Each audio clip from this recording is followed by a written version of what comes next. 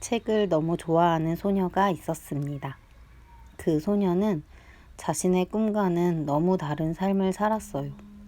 나이가 든 후 소녀는 생각했습니다. 해보고 싶은 걸 해보자. 현실에 밀려난 책에 대한 그리움을 여러분과 함께 나누고 싶습니다. 본질을 벗어나지 않는 요약, 지적 대화를 위한 넓고 얕은 지식, 6 철학편 시작하겠습니다.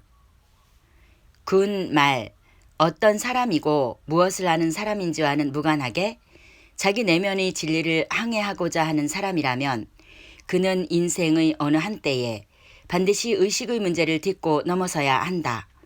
지적 대화를 위한 넓고 얕은 지식, 시리즈 전체가 향하고 있는 궁극의 목표도 의식의 문제에 수렴한다. 본문 중에서 소설을 좋아했습니다. 소설가가 되고 싶었습니다. 어린 시절 나이에 맞지 않게 세계문학 원본 번역본을 읽으며 소설은 철학에서 도출된다는 생각을 했던 적이 있습니다. 그래서 철학에 관심이 있었나 봅니다. 순수하게 관심만으로 끝난 일이지만요. 지금까지 표현할 수는 없었지만 내가 소설에 관심을 가지고 철학에 관심을 가진 이유가 내 존재의 의식에 도달하고 싶은 욕구에서 비롯되지 않았을까 생각합니다. 그 어느 책보다도 순수하게 관심만 가졌던 내게 가장 자연스럽게 철학의 세계로 인도해 줍니다. 여러분과 함께 그 길을 따라가 보고 싶습니다. 지적 대화를 위한 넓고 얕은 지식 6 철학편 지은이 채사장 A와 B가 나무 아래서 장기를 두고 있다. A가 말을 들어 B의 진영에 내려놓으며 말했다. 장이야. B가 당황한다. A가 점잖게 말을 잇는다. 장기에서 이기기 위해서는 말이야. 머리를 써야 한다네. 눈을 감고도 정신을 집중해서 말들의 다음 움직임을 논리적으로 예측해야 하지. 장기판을 뚫어져라 지시하던 B가 말을 하나 움직이며 말했다. 멍이야.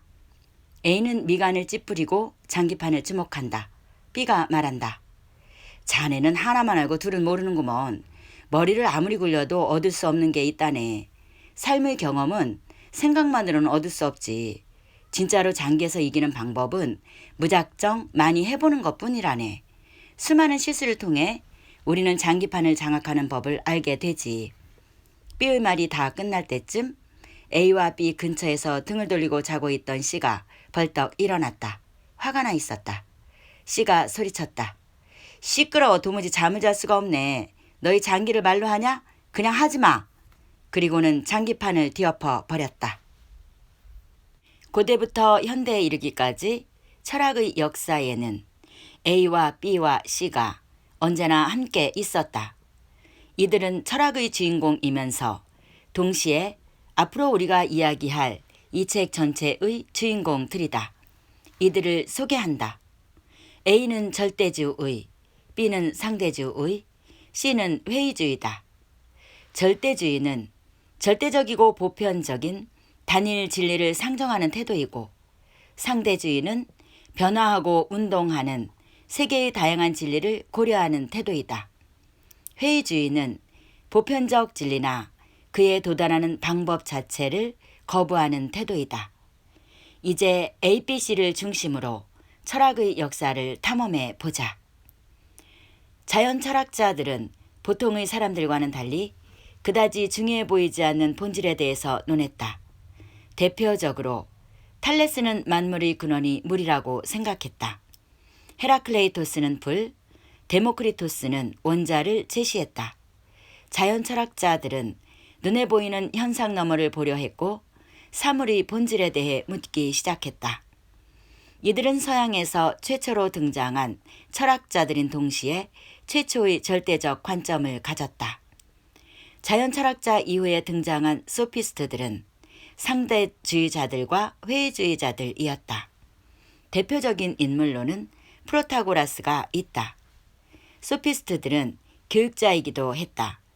그들은 사람들에게 변론술과 수사학을 가르쳤다. 고정된 진리와 보편적 기준이 없다면 그때부터 중요해지는 것은 내가 아는 사실과 진실을 다른 사람에게 설득하는 것이므로 이들이 교육자인 것은 당연한 것이었다. 소피스트들을 비판하면서 등장한 인물이 소크라테스다. 그는 사람들과의 문답법을 통해 누구나 보편적이고 절대적인 진리에 도달할 수 있을 것이라고 생각했다. 절대주의 사상은 제자 플라톤에게 이어졌다. 플라톤은 스승의 가르침을 극단화해서 절대적이고 보편적이며 불변하는 진리의 세계로서의 이데아를 제시했다. 플라톤은 명색이 철학자라면 불안정한 물질 세계에 집착할 것이 아니라 초월적인 이데아 세계에 관심을 가져야 한다고 생각했다. 그렇다면 철학자들은 어떻게 이데아를 인식할 수 있는 것일까? 플라톤에 따르면 그것은 지혜를 통해서만 가능하다. 구체적으로는 3가지 방법이 있다. 첫 번째 방법은 상기다. 두 번째 방법은 변증이다. 세 번째 방법은 사랑이다. 그래서 플라톤은 특히 지혜에 대한 사랑을 강조했다. 지혜에 대한 사랑은 인간의 제한되고 특수한 인식을 영원하고 보편적인 이데아 세계로 점차 고양시킬 것이다. 하지만 완전한 세계를 상정함으로써 상대적으로 현실 세계의 가치를 저하하고 일상을 초라하게 만들었다. 플라톤의 제자 아리스토텔레스는 이러한 스승의 생각에 불만이 있었다. 아리스토텔레스는 근원적인 진리에 관심을 가졌지만 주된 관심사는 현실의 존재였다. 현실 세계에 존재하는 개체들을 진료와 형상으로 구분함으로써 탐구를 시작했다. 예를 들어 차를 근 진료다. 이러한 진료를 아리스토텔레스는 가능테라 불렀다. 다음으로 형상이란 진료를 통해 만들어져 실험된 상태다. 차를 그어 빚은 코끼리가 형상이다. 이러한 현상을 현실태라 불렀다. 그런데 진료와 형상, 가능태와 현실태는 고정된 개념은 아니다. 흙에서부터 시작해 보면 흙이 진료가 되면 차를 근 현상이 되고 차를기 다시 진료가 되면 형상은 코끼리 작품이 된다. 그렇다면 최초의 진료와 최종의 형상은 어떤 모습을 하고 있을까? 아리스토텔레스는 맨 아래 있는 최초 진료로서 어떠한 형상도 가지고 있지 않고 가능성만을 가지고 있는 진료를 제1진료라고 이름 붙였다. 제1진료는 현실에는 존재하지 않고 다만 인간의 사고 속에서만 존재하는 순수한 재료다. 반대로 맨 위에 있는 최종 형상으로서 어떠한 진료도 지니지 않은 형상을 순수 형상이라고 이름 붙였다. 그리고 구체적으로 이것은 신이 된다. 아리스토텔레스의 철학에는 스승 플라톤의 이데아의 흔적이 강하게 남아있다. 하지만 플라톤과 비교해 볼 때 그는 현실이 구체적 존재자들을 중요시했으며 물질 세계의 변화와 운동에 관심을 가졌다. 그래서 아리스토텔레스는 이후 자연과학과 경험주의 철학의 기원이 되었고 플라톤과 함께 서양 철학의 양대 산맥을 이루었다. 플라톤과 아리스토텔레스라는 서양 철학의 양대 산맥은 이제 중세로 이어진다. 예수 그리스도의 십자가형 이후 남겨진 사도들이 헌신적인 노력으로 그리스도교는 점차 유럽 사회로 전파되었다. 하지만 초기 그리스도교는 계시적이고 신비적인 측면이 강했고 유대교 신앙과도 명확히 구분되지 않았기에 다양한 문화권에 수용되기 어려웠다. 이러한 이질감은 쉽게 로마 제국이 탄압할 수 있는 구실이 되었다. 그리스도교를 변호하고 지켜내기 위해서는 합리적이고 보편적인 이론을 정립할 필요가 있었다. 이러한 시대적 요청에 따라 등장한 인물들을 교회의 아버지라는 뜻의 교부라 부르고 이들이 만든 이념을 교부철학이라 한다. 교부들이 그리스도교 사상을 보편적인 사상으로 정비하기 위해 차용한 이념은 플라톤의 이데아 사상이었다. 초기 그리스도교 교리를 체계화하는 역할을 수행한 교부로는 오리게네스, 그레고리우스, 아우구스티누스 등이 있다. 스콜라 철학은 교부 철학의 뒤를 잇는 그리스도교 사상의 흐름이다. 9세기부터 중세가 무너지는 17세기 무렵까지 스콜라 철학의 시대로 보는 게 일반적이다. 교부 철학이 그리스도교 철학을 정립했다면 스콜라 철학은 이를 증명하고 세밀화했다고 할 수 있다.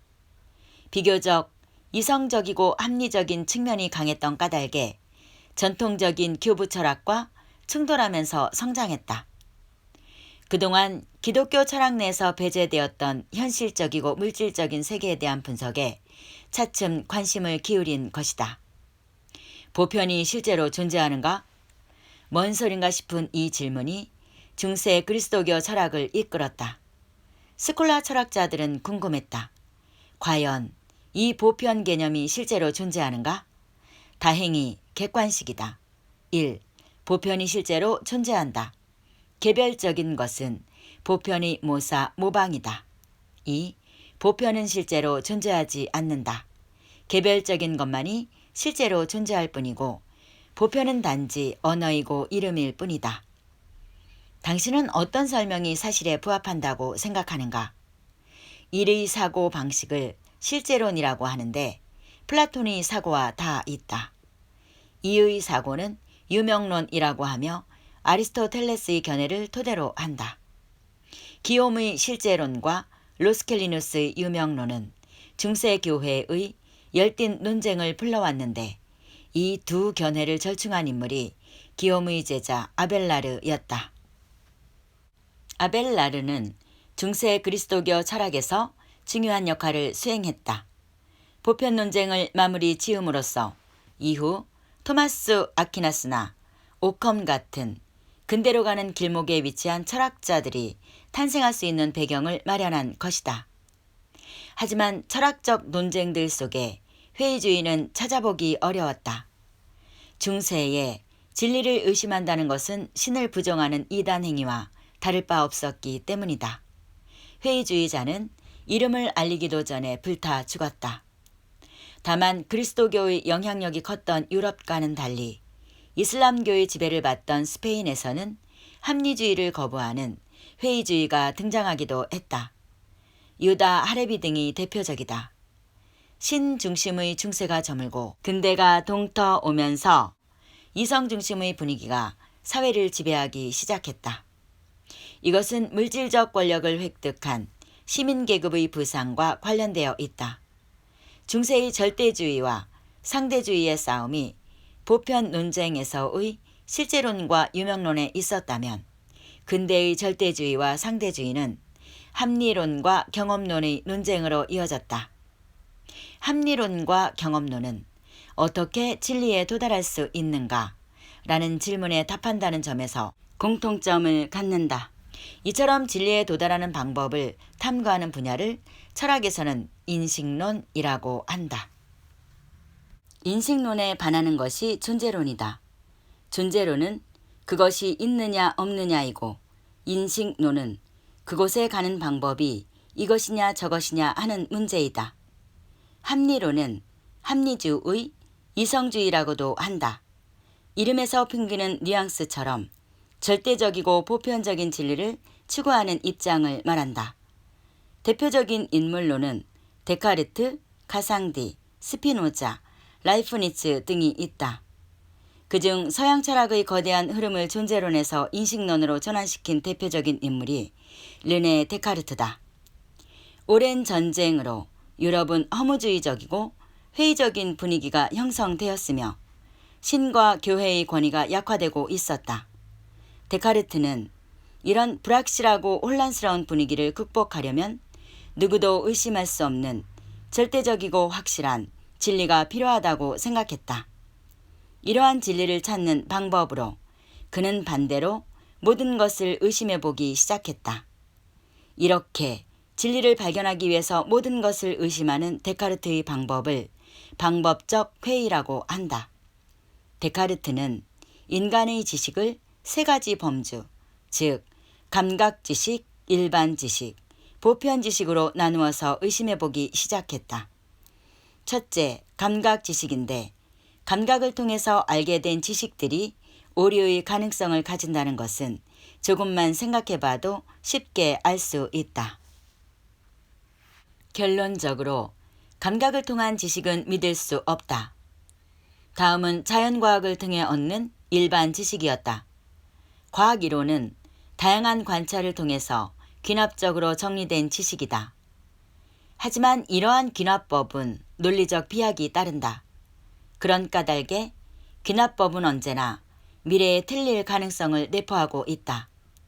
따라서 자연과학의 지식인 일반 지식은 불확실하고 의심 가능한 지식이다. 일반 지식이 경험적 관찰을 통해서 귀납법으로 찾아낸 지식이라면 보편 지식은 논리적 추론을 통해 연역법으로 도달한 지식이다. 그렇기 때문에 수학이나 기하학의 지식을 의심하기는 쉽지 않다. 하지만 데카르트는 극단적으로 가상의 상황을 만들어 이를 끝까지 의심해 보려 했다. 끝없는 의심 속으로 데카르트는 침잠에 들어갔다. 오랜 회의의 나날을 보내고 데카르트의 발은 닿을 수 있을지 알 수 없었던 그 끝에 극적으로 닿게 되었다. 그리고 어떠한 극단적인 가정으로도 도저히 의심할 수 없는 하나의 진리를 발견한 것이다. 이것이 그 유명한 말, 나는 생각한다, 나는 존재한다 이다. 내가 생각하는지 의심하는 순간 나는 생각하고 있기 때문에 더 이상 의심할 수 없는 명제인 것이다. 데카르트는 이 명제를 의심할 수 없는 제1명제라고 불렀다. 이제 나의 생각과 존재를 증명했으니 데카르트에게 남은 것은 세계이다. 우리는 눈앞에 펼쳐진 세계가 실제로 존재한다고 당연하게 생각하지만 실제 세계가 아닐 수 있다는 생각은 동양과 서양의 오랜 역사에서 등장하는 사고방식이다. 장자의 호전몽과 세계를 환영으로 이해하는 인도의 마야 사상이 그렇고 서양의 관념론과 현대 철학의 하이퍼 리얼리티 개념이 그렇다. 내가 생각하고 존재하는 것은 증명되었다. 그런데 내 생각을 들여다보면 독특한 관념이 하나 있는데 그것은 신에 대한 관념이다. 이 관념이 독특한 것은 신은 개념상 완전하고 절대적이기 때문이다. 생각해보면 나는 나 자신도 의심하고 세계도 의심할 정도로 불완전한 존재인데 나에게는 이미 완전함이라는 개념이 머릿속에 자리 잡고 있는 것이다. 질서에서 무질서가 도출될 수는 있어도 무질서에서 질서가 도출되지는 않듯 불완전한 것에서 완전함은 도출될 수 없다. 내 관념 속에서 발견되는 완전함이라는 개념을 근거로 외부에 신이 존재할 수밖에 없음을 증명했다. 그리고 이토록 완전한 신이 존재한다면 세계는 존재한다. 데카르트가 방법적 회의를 통해 나와 세계를 증명하는 과정은 그 내용보다는 형식에서 의미를 찾을 수 있다. 앞서 살펴본 것처럼 데카르트 이전까지의 시대는 신을 중심으로 하는 중세였다. 하지만 데카르트의 사유는 신이 아니라 인간으로부터 모든 세계를 증명하기 시작한다. 데카르트가 아직도 신을 언급함에도 불구하고 근대 철학의 아버지로 불리는 이유가 여기에 있다. 합리론이 인간의 이성과 논리만으로 세계를 증명하고 진리에 도달하고자 했다면 경험론은 반대로 자연세계에서의 감각적인 경험만이 지식의 원천이 된다고 보았다. 과학을 신뢰하고 실용주의적 사고에 익숙한 현대인의 관점에서 보면 자연세계를 관찰하고 실험함으로써 이론을 도출해야 한다는 경험론의 주장은 그다지 특별할 게 없어 보인다. 하지만 경험론이 특별해 보이지 않는 것은 이것이 실제로 별다른 내용을 담고 있지 않아서가 아니라 우리가 근대의 경험론이 승리한 세계에 살고 있기 때문이다. 하지만 오늘날의 친숙함과는 달리 중세 교회의 그림자가 다 거치지 않았던 근대 초기에 경험론을 주장한다는 것은 가히 혁명적인 일이었다. 경험론을 대표하는 인물은 프랜시스 베이컨이다. 우리는 베이컨의 세계관을 두 가지 측면에서 알아보려고 한다. 그는 기존 학문을 우상론으로 비판했고 새로운 학문 방법으로 귀납법을 제시했다. 특히 베이컨이 기존의 학문 체계를 비판하려 할 때 염두에 둔 사상은 아리스토텔레스다. 왜냐하면 당시는 중세가 끝나갈 무렵으로 스콜라 철학이 주를 이루고 있었기 때문이다. 따라서 아리스토텔레스를 비판한다는 것은 당시 학문 체계와 기독교 철학 전반의 뿌리를 공격하는 것이었다. 그래서 베이컨이 져서 제목도 노붐 오르가눔이다. 아리스토텔레스의 논리와 추론 방법에 대한 처서들을 오르가눔이라고 부르는 것에 대응해서 지은 제목이다. 노붐 오르가눔에서 베이컨은 우상론으로 기존 학문체계의 문제점을 지적했다. 베이컨은 편의상 4가지 이름을 붙였다. 종족의 우상, 동굴의 우상, 시장의 우상, 극장의 우상이 그것이다. 1. 종족의 우상은 인간이 자신의 감정을 사물에 투영해서 사물을 인간적으로 해석하고자 하는 것이다. 예를 들면 새가 운다 또는 꽃이 벙긋벙긋 웃는다 등이 있다. 2. 동굴의 우상은 사람들은 자신이 살아온 환경과 경험이 한정되어 있음에도 불구하고 자신의 경험이 전체의 일반적인 경험일 거라고 생각하는 경향을 말한다. 3. 시장의 우상은 잘못된 언어 사용에서 발생한다. 사람들은 관찰되거나 검증되지 않은 언어를 사용해서 대화하는데 이럴 경우 혼란에 빠지고 오류를 일으킬 수 있다. 예를 들어 신, 악마, 요정, 도깨비 등이 그렇다. 4.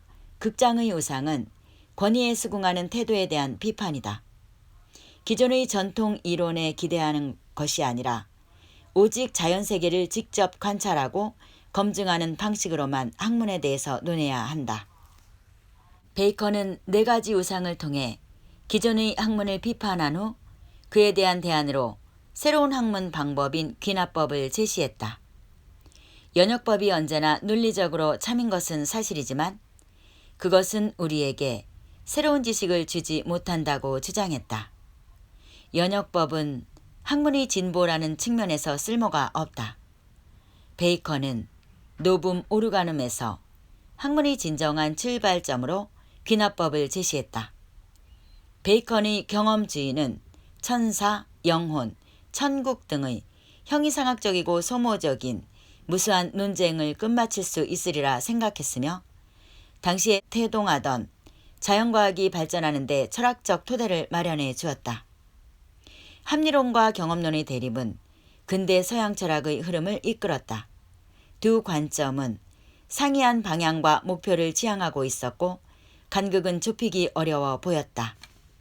이러한 상황에서 두 체제를 종합함으로써 소모적인 논쟁을 끝내고 서양 철학을 다음 단계로 나아가게 한 인물이 등장했다. 그가 바로 임마누엘 칸트다.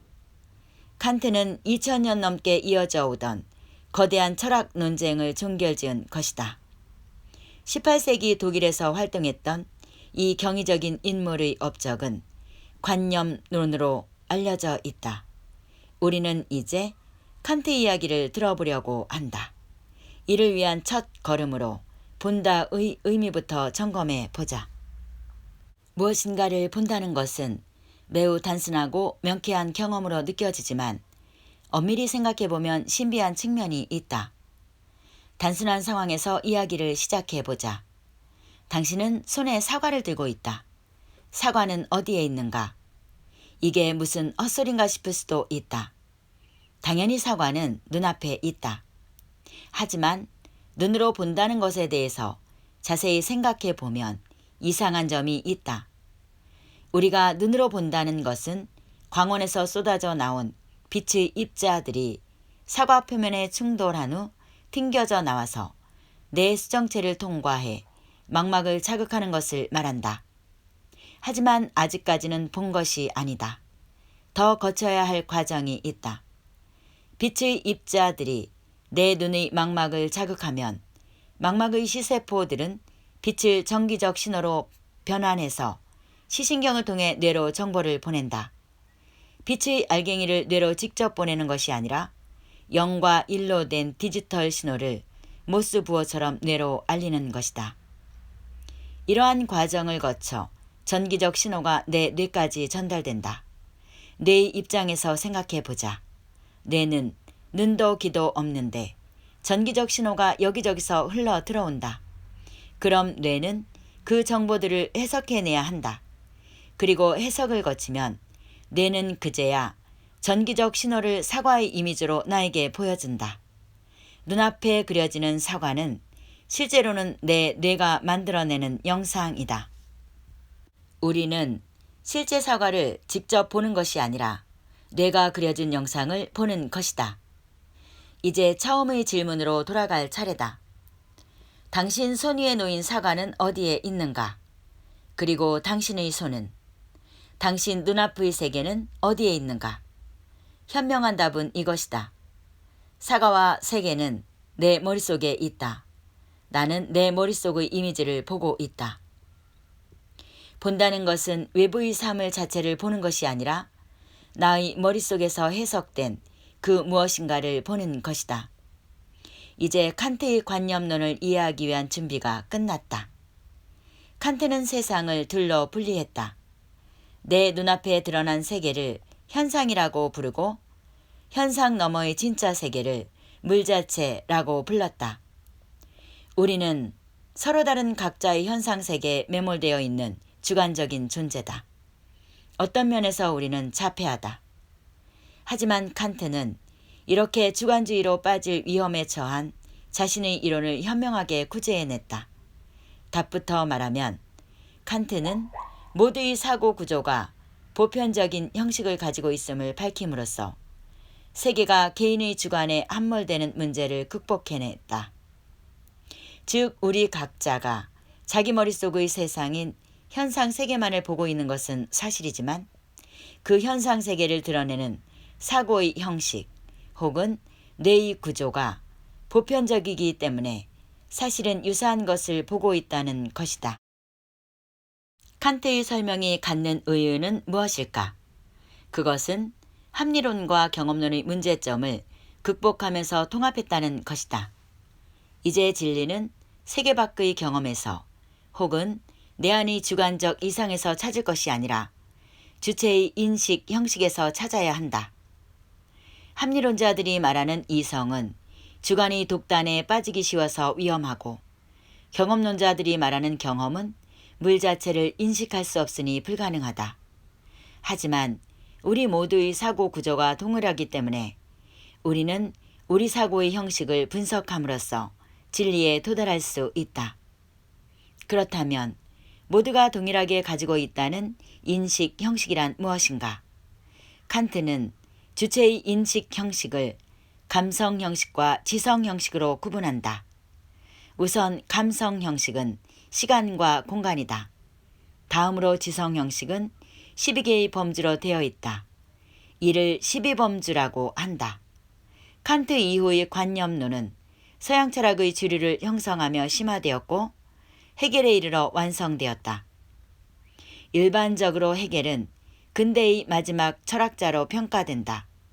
그의 거대 철학은 변형되어 마르크스의 사상으로 이어지거나 혹은 이에 대한 반발로서 실존주의를 탄생하게 했다.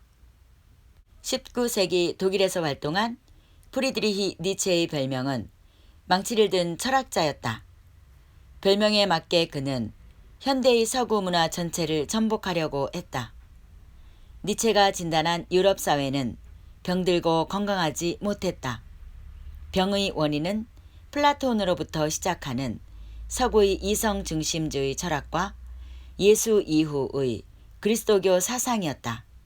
특히 니체는 그리스도교 전통에 기반한 윤리관을 신랄하게 비판했다. 그는 이에 대한 근거를 제시하기 위해 그리스도교와 대비되는 고대 그리스의 도덕관의 기원을 찾아 거슬러 올라갔다. 니체의 사상을 이해하기 위해서는 우선 언어를 구분할 필요가 있다. 우리는 보통 이 어휘들을 섞어서 사용하는데 좋음과 선은 다르다. 예를 들어 명품 핸드백은 좋은 것이지만 선한 것은 아니다. 마찬가지로 싸구려 핸드백은 질적으로 나쁜 것이지만 악한 것은 아니다. 니체는 이 차이를 엄밀하게 구분했다. 그에 따르면 고대 그리스에는 선악의 구분 대신 좋음과 나쁨의 구분만 있었다. 그래서 좋은 것은 진취성과 확실성, 결단력, 창조력 등이 내포되어 있는 주인의 생활 방식을 말하고, 나쁜 것은 외부로부터 강압되는 부자연스럽고 억눌린 도덕, 예를 들면 겸손, 근면, 친절, 순종 등 노예의 생활 방식을 말한다. 그런데 니체는 이러한 노예 도덕의 본질이 분노와 원한임을 밝혔다. 그리고 특히 그리스도교가 바로 이 원한의 도덕에 기반하고 있음을 밝혀냈다. 기원전 6세기 유다 왕국이 멸망한 이후로 유대 민족은 언제나 다른 제국의 식민지 노예였다. 주인에 대한 그들의 원한은 점차 왜곡되고 이상화되어 결국에는 독특한 형이상학적 개념으로 재탄생한다. 즉, 노예들은 자신들이 가진 도덕인 겸손, 근면, 순종, 순응 등을 선이라는 개념으로 뒤바꾼다. 그런데 문제는 유대인으로부터 발생한 그리스도교가 이러한 선과 악의 개념을 공고히 했다는 데 있다. 그리스도교는 유럽 사회 전체를 장악하면서 유럽인에게 선과 악이라는 원한의 도덕관을 뿌리 깊게 심어 놓았다. 무엇인가 억눌리고 금욕적이며 겸손하고 희생하는 건 강하지 못한 사람들로 유럽이 병들어가고 있다고 니체는 판단한 것이다. 그렇다면 치료제는 무엇인가? 인류를 다시 건강하게 하기 위해서는 무엇을 해야 하는가? 니체의 처방은 그의 책 짜라투스트라는 이렇게 말했다에 제시된 초인사상과 영원회귀 개념에서 찾을 수 있다. 니체는 우리에게 제안한다. 순종적인 노예의 도덕에서 벗어나 자기 삶을 스스로 창조하는 주인이 될 것을 말이다. 칸트가 합리론과 경험론을 종합하고 니체가 서구 사상의 실상을 파헤친 이후 현대 철학은 절대주의와 상대주의가 뒤섞인 양상을 보였다. 수많은 철학적 사조와 철학자가 등장했는데 우리는 이 중에서 오늘날의 사상계에 심대한 영향을 미친 두 인물을 중심으로 현대 철학의 흐름을 살펴보려 한다. 그들은 하이데거와 비트겐슈타인이다. 하이데거는 20세기 독일에서 활동한 세계적인 철학자다. 그는 인식론과 관념론을 중심으로 흘러온 서양 철학의 역사를 비판하면서 가장 중요한 질문인 존재론에 대한 논의는 고대 그리스 이후 제대로 진행되지 않았다고 주장했다.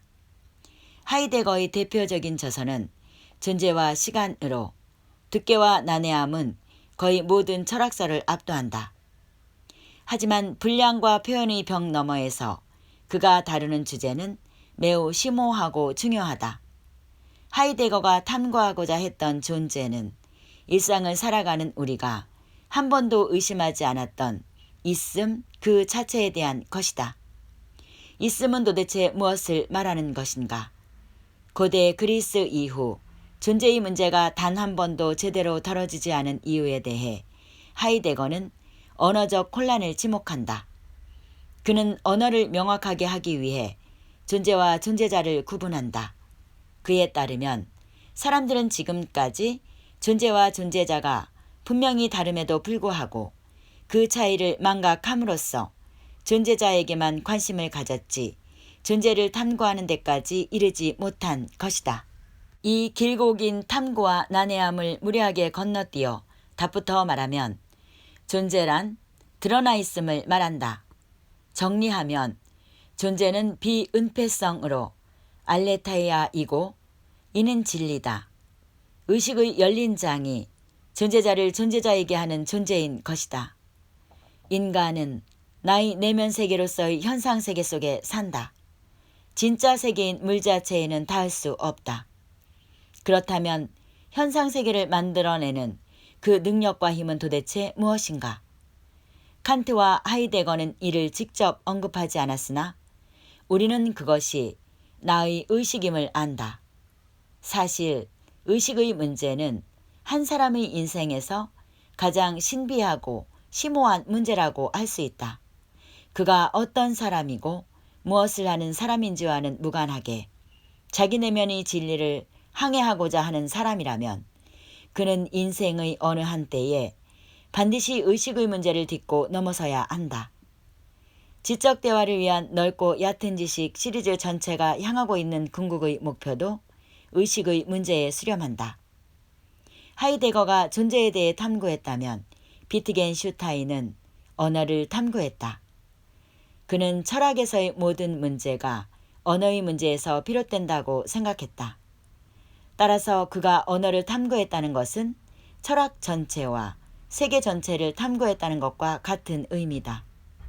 그의 철학은 전기 철학과 후기 철학으로 나뉜다. 그 두 철학은 너무도 대조적이다. 전기 철학을 대표하는 저서는 논리, 철학 논고로 여기서 비트겐슈타인은 두 가지를 구분했다. 하나는 말할 수 있는 것이고 다른 하나는 말할 수 없는 것이다. 전기 철학을 대표하는 개념인 그림 이론에는 그의 이러한 생각이 반영되어 있다. 그림 이론에 따르면 언어는 그림과 동일하다. 그림을 그릴 때 세계의 실제 대상들이 화폭 안에 대응되어 그려지듯이 언어도 세계의 대상과 대응해야만 한다. 그림 이론이 도달한 결론은 모든 철학적 문제가 세계와 대응하지 않는 언어를 사용하기 때문에 발생한다는 것이다. 그래서 그는 논리, 철학 논고의 마지막을 말할 수 없는 것에 대해서는 침묵해야 한다 라고 끝맺는다. 하지만 비트겐슈타인에게 말할 수 없는 것은 무가치한 것이 아니었다. 다만 그것이 철학의 대상이 되지 않을 뿐 인생에서 가장 고귀하고 가치 있는 것들은 바로 말할 수 없는 것이었다. 언어를 바로 잡음으로써 철학의 모든 문제를 끝냈다고 생각한 비트겐슈타인은 학계를 떠나서 방랑자나 순례자와 같은 삶을 살아갔다. 그러다가 중년이 되어 자신의 철학에 문제가 있었음을 깨닫고 다 끝내지 못한 철학의 문제를 마무리하기 위해 학계로 돌아왔다. 그의 후기 철학을 대표하는 저서는 유고작이 된 철학적 탐구다. 그가 스스로 잘못이라고 깨달은 점은 논리 철학 논고에서 다루는 언어가 인위적인 특수한 언어에 한정되어 있다는 것이었다. 실제로 일상생활에서 사용되는 방대한 언어는 세계와 1대1로 대응하지 않는다. 일상 언어에서 중요한 것은 명제의 내적인 의미가 아니라 사용 맥락이었고 일상 언어에서의 단어는 형식적으로 완벽하게 규정되기 어려웠다. 그는 스스로 논리, 철학 논고에 반대했다. 지금까지 당연하게 신뢰하고 있던 언어의 본질이 허구임을 보여줌으로써 언어의 벽돌로 쌓은 서양 철학의 본질주의는 무너졌다. 우리가 마지막으로 알아볼 현대 철학의 사조는 실존주의다. 이 사상은 가치관과 이념의 혼란을 배경으로 탄생했다. 근대 이성주의가 붕괴한 이후 두 차례의 세계대전과 체제 경쟁을 앞세운 냉전을 겪으며 사람들은 파편화되고 불안해졌다.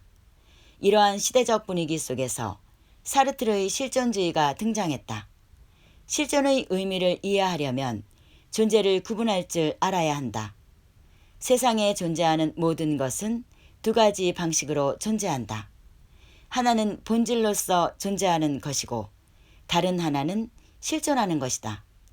이 기준에 따라 의자, 돼지, 인간의 세 존재자를 구분해보자. 우선 의자는 본질로서 존재한다. 의자의 본질은 단적으로 앉는 것으로 이것은 개별적인 의자보다 중요하다. 왜냐하면 만약 내 의자의 다리가 완전히 부러져서 앉는 것이라는 본질을 아예 상실한다면 나는 그 의자를 폐기할 것이다. 의자에는 본질이 그 무엇보다도 선행한다. 돼지도 마찬가지다. 마지막으로 인간의 존재도 생각해보자. 하지만 아무리 생각해봐도 그 본질을 상실하면 인간을 파괴할 만한 본질은 찾을 수 없다. 지능이 낮거나 생각이 서툴러도 교회를 다니지 않아도 다리를 잃어 직립보행을 못한다고 해도 그것들과 무관하게 인간은 가치가 있는 것이다. 이렇게 고정된 본질을 갖지 않고 그 자체로 존재하는 존재자에 대한 이름이 실존이다. 인간은 실존의 방식으로 존재한다.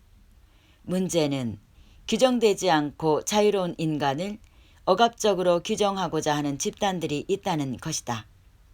국가, 사회, 가족, 관습, 도덕, 종교, 철학, 과학은 우리를 본질로 규정하려고 한다. 우리는 국민으로, 아들과 딸로, 피조물로, 이성적 존재로, 사회원으로, 학생으로 규정되어 왔고 스스로 그것이 자신의 본질이라고 믿는다. 하지만 이런 것들은 나의 본질이 아니다. 나에게 뒤집어 씌워진 본질을 하나씩 벗어내고 어떠한 규정과 억압으로부터도 자유로워지면 나에게는 단지 세 가지만이 남게 된다. 그것은 지금 내가 여기 있다는 사실이다. 이것만은 꼭 해봐요. 자연철학자 데모크리토스, 소피스트, 소크라테스, 플라톤, 아리스토텔레스, 교부철학, 스콜라 철학, 기욤, 로스켈리누스, 아벨라르, 데카르트, 베이컨, 칸트, 니체, 하이데거, 비트겐슈타인 모두 어디선가 한 번 정도는 들어본 이름들입니다. 그래서 더욱더 답답합니다. 아예 안 들어보았으면 답답하지도 않을 텐데 말입니다. 어느 시대 사람인지 무엇을 주장했는지 철학이야말로 마음대로 안 되는 것일 뿐 아니라 어쩌다 마음먹고 책을 골라 들으면 무슨 말을 하고 있는지 도무지 이해하지 못할 때가 많았습니다.